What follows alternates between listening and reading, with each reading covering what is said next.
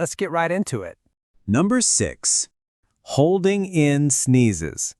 You know that feeling when a sneeze builds up, your nose tickles, your eyes start doing the cha-cha, and then bam, you pinch it shut because you don't want to sneeze in public. Yeah, congratulations, you've just played Russian roulette with your sinuses. See, your body doesn't make sneezes for fun. It's your nose's version of hitting the eject button on a fighter jet.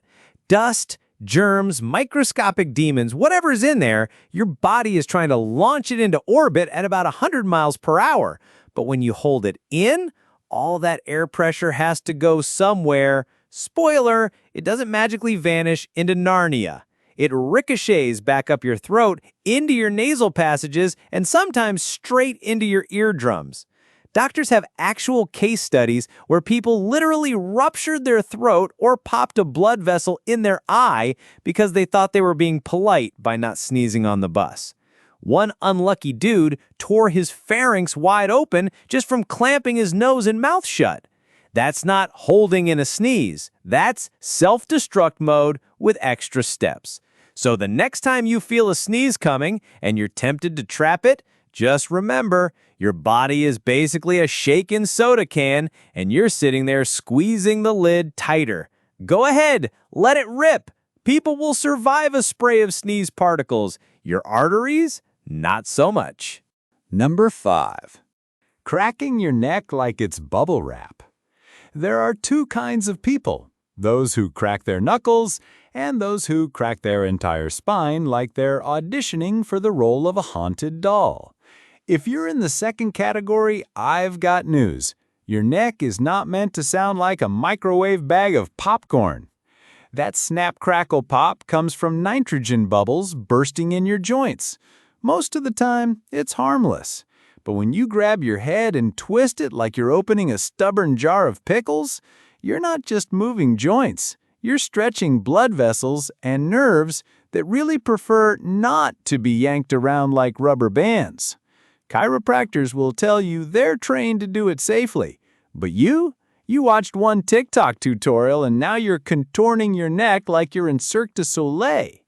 That's how some people end up with torn arteries in the neck, which can lead to strokes. Yes, strokes. Because apparently your brain doesn't find it funny when you throttle its oxygen supply in exchange for a satisfying crunch.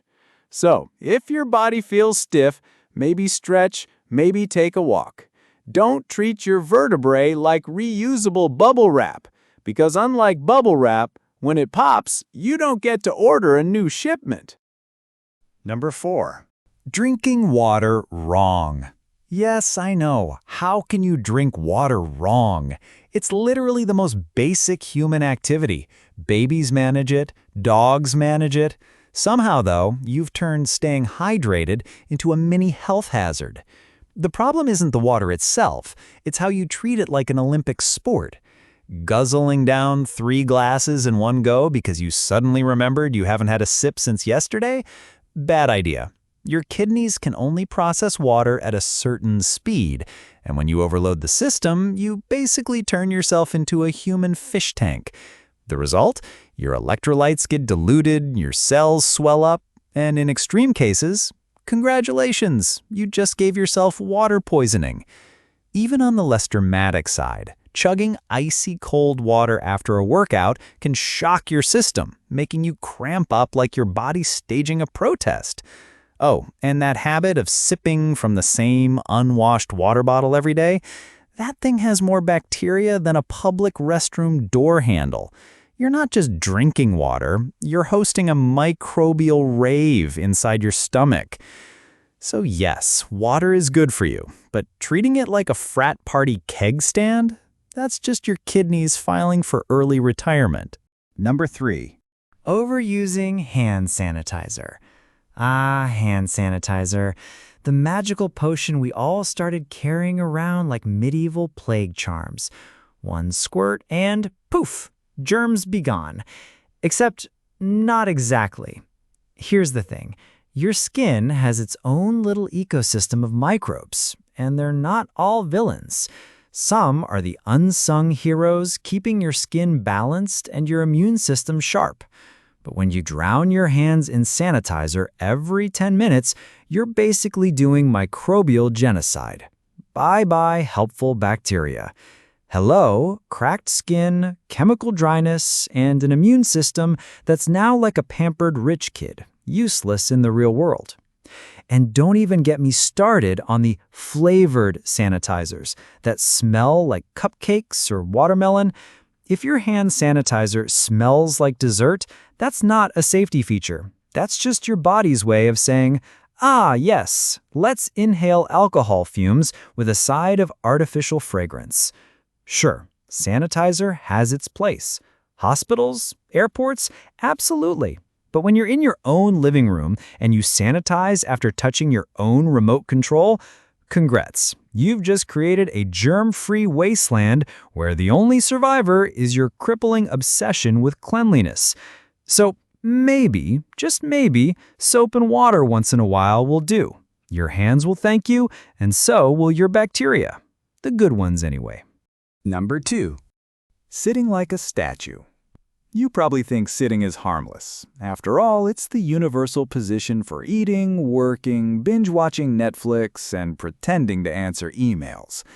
But here's the truth. Sitting is basically the new smoking. And you're puffing away with your office chair. When you sit still for hours, your blood flow slows down like molasses in winter. Your muscles switch into airplane mode, your spine compresses like a slinky, and your metabolism flatlines. Even your brain takes the hit, because less blood flow means less oxygen, and suddenly your brilliant ideas sound like a kindergartner's doodle. And the kicker? The damage doesn't magically go away when you finally hit the gym. You can run a marathon, lift a truck, or do 200 squats, but if you sat like a fossil all day, your body still files that under irreversible damage. It's like brushing your teeth after eating candy for 10 hours straight. Nice try, but you already lost. So, next time you find yourself locked in your chair, remember, your body doesn't see it as relaxing. It sees it as, congratulations, you've chosen the posture of decay. Number 1. Holding your breath in stress. Here's a habit you didn't even know you had. Stress apnea.